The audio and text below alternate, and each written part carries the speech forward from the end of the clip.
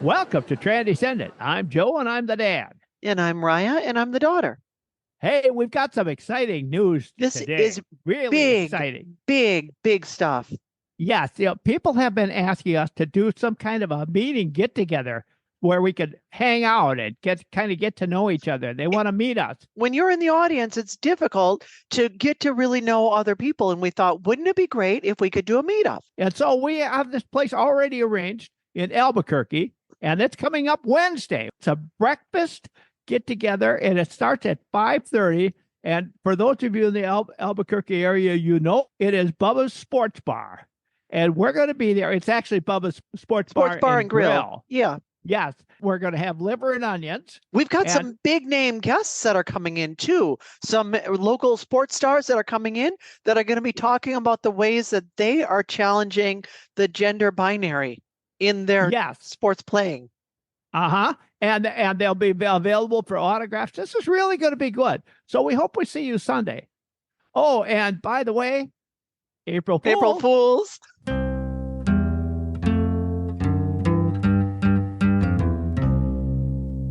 So we started this episode off with a joke, but we have a very serious topic today, and we hope that you'll give this a lot of consideration.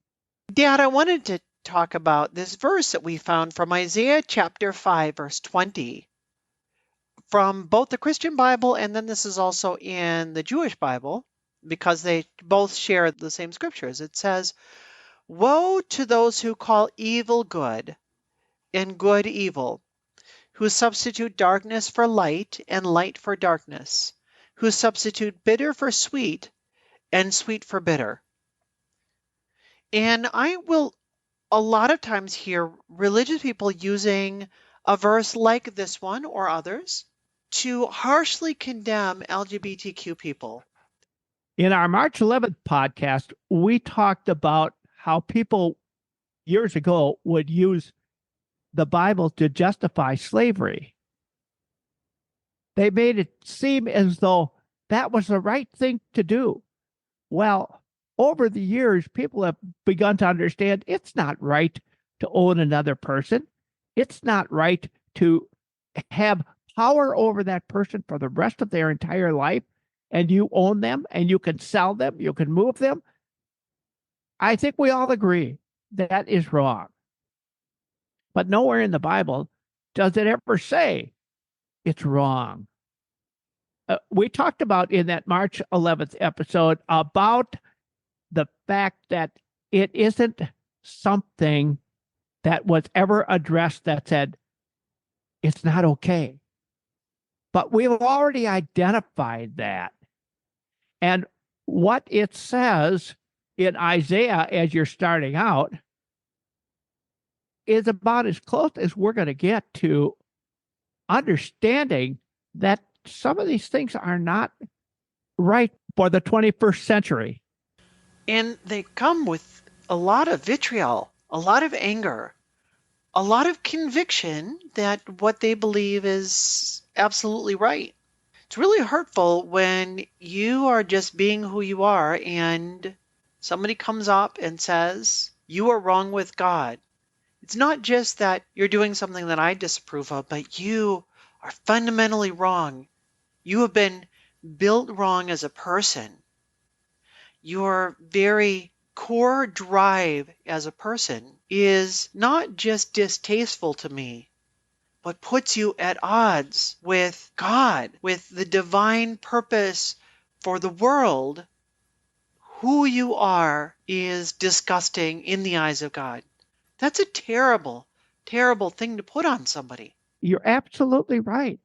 But it's not just a person doing it. It's a collective group. They get together and united. They come out with this message that says how terrible you are. What you're doing is wrong. You've made this choice. It's your responsibility to change that idea because we know it's wrong. And I'm going to focus my entire attention on that and keep you out of our group unless you can come around to our way of thinking. Now, can you imagine how difficult that would be for the person who's out there not wanting, but knowing there's no choice? Knowing and understanding that I can't just change this. I can't be something different. And it's difficult for anyone being beaten down by an entire collective group of thousands of people saying this because that's what the way they interpret it, and they believe we need to be that same way. You know, Dad, I have a close friend that I've had conversations with about all of these things. And she says, I understand what you're saying, and I understand that you want this to be okay. She said, but I believe the Bible, and I can't just go against what I believe God is saying. And I understand her plight because I was in a very similar place that if you are committed to living your life according to the Bible, you might feel like, well, my only choice is to follow the clear teaching of these verses here. And we talked about some interpretations and some ways that you would look at that would allow you to still follow the Bible without having to reject LGBTQ people. We want to make the point here in this podcast not that there is just one interpretation that you can accept in order to be an ally and be supportive of LGBTQ people, but we actually want to take it to the next level and say that it is wrong to condemn LGBTQ people.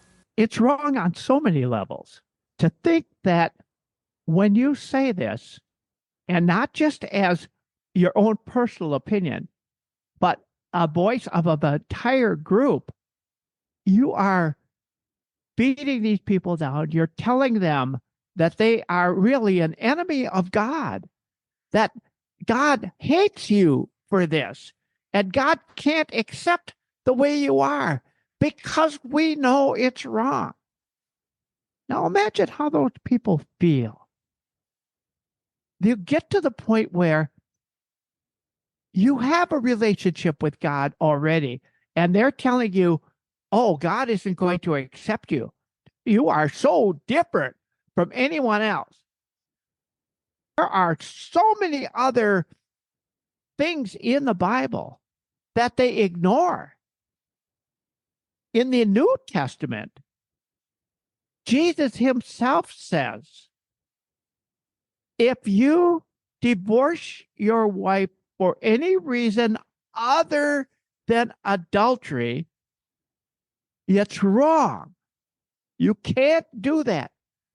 But there's a whole lot of the people who are telling you that you are wrong that are divorced. Jesus goes on to say, if you remarry after that divorce, even if you did it because of adultery, you are committing adultery. And they are using that same logic against the LGBTQ community, and I will add the allies, to say that you are the terrible ones. You are the thing people who are, but they can go on with all of these other things and say we can justify that. It's okay with us. And to have Jesus himself tell you this and go on to ignore it, focus on that as the terrible thing that separates you from God, doesn't seem to me to be a logical argument. Now, I'm not saying that you're wrong in saying it's okay to divorce and remarry. I'm not saying that. I'm saying I can see it from another perspective myself, as you can. But you cannot necessarily use that same logic against the entire LGBTQ community and say, you're going to hell. And I'll tell you, no matter who you are, and no matter what you say, I know this. I cannot, and you cannot be the judge. God is the judge. That's not in our area. That is not for us to say. We do not have the power to determine who God accepts and who God doesn't accept. And to go on from there and think that you can continue to talk about this as a collective group to the point where some people feel so terrible and so beat down and so bullied that they themselves might commit suicide. And I ask you this, if they do commit suicide because they've been bullied, because they have been told that they are not acceptable to God, who killed these people? Let me put this in perspective for you. Imagine that someone told you, as a straight person, that it is wrong to have your straight relationship. Imagine that somebody said, anytime you have been attracted to a person of the opposite sex, you are a bad person, you are an evil person.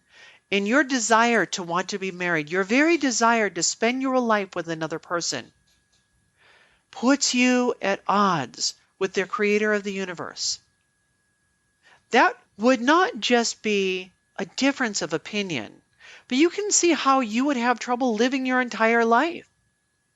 Now, I know that there are some conservative Christians that are gay that do accept that, and they have just said, well, I believe that I am called to live a celibate life. I give those people a lot of respect.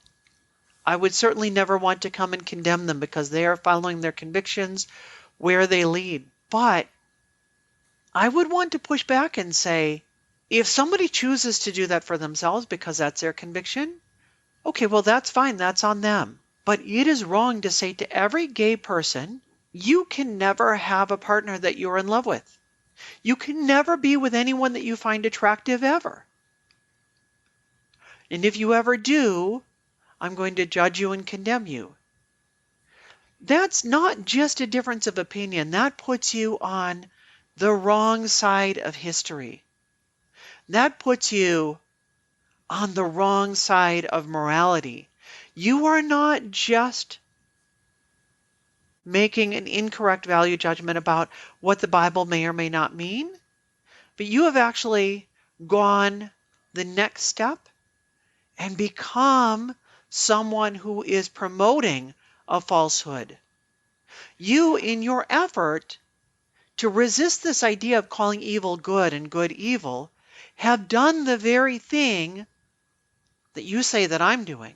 About a year ago, I think it was June 19th, 2023, we did a podcast with Dr. Pete Gasper, a veterinarian, highly regarded and highly respected, who told us that, and I don't remember the number, and I know it is a widespread, it was either 87 or 187 different species of animals that have been identified as being gay or lesbian. And that is what has been identified so far. There's thousands of others. And he said, if it occurs in the animal kingdom, it's considered natural. There's a lot of different things in the Bible that talk about morality and what is good and right and what is wrong. And in fact, there are places where the Bible itself will critique other parts of the Bible and say, you've heard it said thus and so, but I say to you, and will give a better or a more moral way of looking at things. And if you look through in the Christian Bible and you look at what Jesus said it boils down to a couple of different things. Do you love God above all else, and do you love your neighbor as yourself? Or at another point he said, do to others as you would have them do to you. And when we're wondering, is something good or something bad? The Sermon on the Mount gives us the indication. Jesus said, look at the fruit. You shall know them by their fruits. And so I would ask, what are the fruits of the different viewpoints? Well, let me ask first of all, what is the fruit of the viewpoint that it's wrong to be gay? if there is a fruit, they think that it is probably the elimination of something that they see as wrong. They think that another fruit is not being able to influence others or try to sell them on the idea that maybe this is for them. We know that that is very unlikely, but that's usually what I would say would be the fruit they would see. I would not call it a fruit at all. There is no fruit. Let's look at the fruit on the other side. What are the fruits of accepting that it's okay to be gay or lesbian?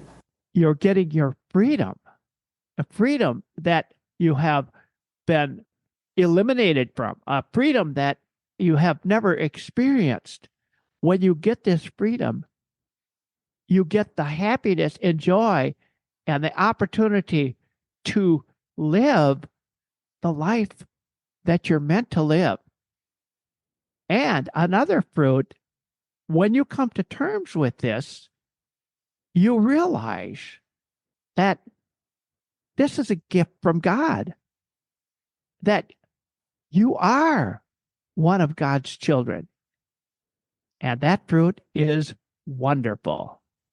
Dad, there's a passage in the Christian Bible that talks about exactly what we're talking about here. And this comes from the book of Galatians, chapter 5. The Apostle Paul is writing, and he has come under attack from a lot of people that are saying, wait a minute, you're saying that all that matters is love one another, but what about the commandments? And what about we should behave this way and that way? And aren't you just opening the door to whatever comes along and people can live however they want to? And he said this. He said, the whole law is fulfilled in one word, in the statement, you shall love your neighbor as yourself. But if you bite and devour one another, take care that you are not consumed by one another. I say, walk by the Spirit, and you will not carry out the desire of the flesh. For the flesh sets its desire against the Spirit, and the Spirit against the flesh. For these are in opposition to one another, so that you do not do the things that you please. But if you're led by the Spirit, you're not under law. Now, the people that are against LGBTQ issues will say, see, there it is. It says it right there. Don't walk by the flesh. And these gay people just want to live in the flesh, and they just want to go and have these relationships that are against God's will. But watch what he goes on to say here. He says, now the deeds of the flesh are evident. They're immorality, impurity, sensuality, idolatry, sorcery, enmities, strife, jealousy, outbursts of anger, disputes, dissensions, factions, drunkenness, carousing, and things like these, of which I forewarn you, just as I forewarn you that those who practice such things will not inherit the kingdom of God. The idea is, if you are creating divisions, if you're coming against people, the very people that God has accepted, the very people that have said, I'm just living according to who I am. I'm not hurting other people. I'm not harming other people. I'm not bringing falsehood into the world. I'm not bringing anything bad into the world through my relationship with a same-sex partner.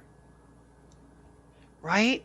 The deeds of the flesh are the people that destroy those relationships, and in so doing destroy the people. But that verse goes on to say, the fruit of the Spirit is love. We want loving relationships. Joy, peace, patience, kindness, goodness, faithfulness, gentleness, and self-control. Against these things, there is no law. And when I think about loving LGBTQ partnerships, I see the fruits of the Spirit. When I think about people that condemn us, I see the deeds of the flesh. When we hear that, we often think, well, that's not me. But it is. I don't mean it's you. I mean, it's me. I'm talking about the dad. Yes, I'm part of that as well in many ways. But I can tell you, in, in the last 7 years, I've learned a lot. And it's not what I think. I've learned a lot, and it's what I know. I hope we have made the case, not just that it's not immoral to be gay or lesbian, but that it is actually immoral to condemn people for being gay or lesbian. I want to talk a little bit about my story. One of the last papers that I wrote when I was going for my Master of Divinity degree at a conservative seminary was my understanding at the time that I believed that the Bible compelled me to believe that it's wrong to be gay. And then I explored a little bit about why at that point I was finding it difficult. But I haven't shared my story of when it became personal. Several years ago, a friend told me that she was getting married to her lesbian partner. And at that point, I remembered thinking, boy, I'm so happy for her. I think that this is such a good relationship for her. I've seen it brighten her life. I've seen how excited she is. I've seen what a positive influence this has been in her life. And yet, my faith compels me to feel like I need to tell her that she's wrong.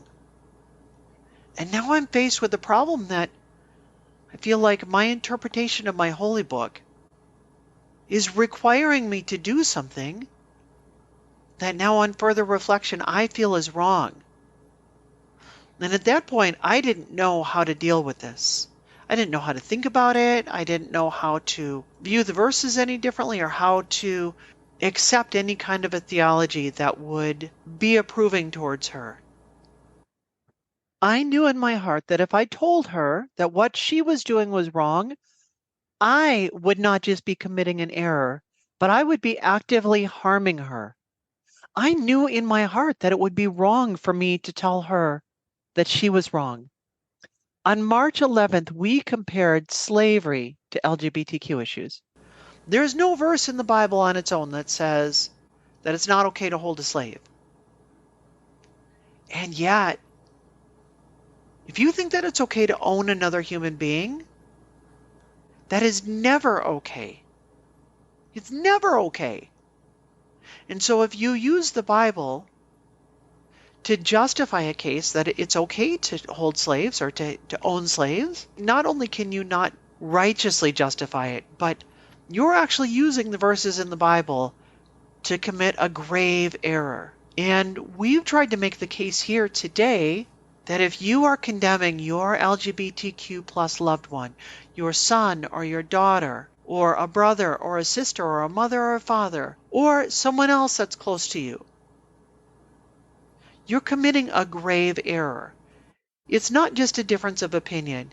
You are actively hurting people. You are actively pursuing immorality. You're not standing against immorality. You yourself have become the immoral person. And we can't afford to get this one wrong. Oh, we certainly can't. As a matter of fact, we have an obligation to understand, to learn, to find out where are we and where are we going and what is really correct. What really is God's will in all of this? Well, the thing that we want to know most is what does God say to us? He says, love your God with all your heart, with all your soul, and all your mind, and love your neighbor as yourself. When Raya came out, I had a lot to learn, and I still do. I'm still learning, and there are things I thought were the case that I found out for a fact. I know I was wrong, and I'm not suggesting that you can just immediately, based on this, just all of a sudden flip to the other side. But I'm just suggesting learn a little bit, Approach it with open mind. Begin to understand why, what, how. And my guess is you'll learn like I'm learning. I've got a lot to learn yet, but I'm willing to approach with an open mind. And I'm just asking you to do the same because we are dedicated to keeping families together. And I think that starts with understanding. We hope that we have helped bring some understanding for you, and we welcome you here regardless of where you are on your journey. If you agree with us and the things that we're saying, we're grateful to have you here. But if you don't agree with us, if you think, Raya, Joe, I think you're wrong, I think you are mistaken about some of these things about the Bible, I want you to know that you are welcome here also.